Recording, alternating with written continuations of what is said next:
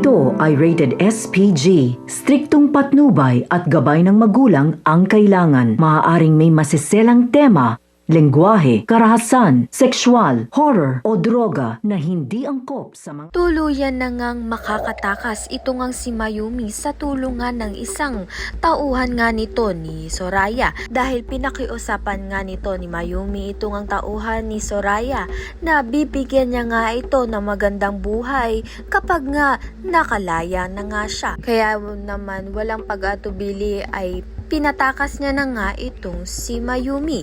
Kaya naman nga't makakabalik na nga itong si Mayumi sa dati niya ngang buhay at mapaparusahan na nga ang masamang ginagawa nga nito ni Soraya. Sa kabilang banda naman nga may mabuting puso na naman nga ang tutulong dito nga kay Ikit upang ang masampahan na nga ng kaso ito ngang si Angela dahil nga ay nakilala ni Ikit ito ngang si Pia na isang abogado nga pala. Kaya naman nga't sa wakas ay matutuldukan na nga ang masamang ginagawa nga nito ni Angela kay Ikit at mapaparusahan pa nga itong si Angela sa korte. Samantalang hulog na nga itong si Matthew kay Ikit dahil nga ay sa resort project nga ay kinancel na nga ng tuluyan ang casino project dahil nga ay sinusuportahan na nga ni Matthew ang layunin nga nito ni Ikit sa Daraitan. Kaya naman nga't papalitan na nga nila Matthew ang casino sa eco-friendly lodge upang masuportahan nga at hindi nga masira ang ganda ng buong Daraitan.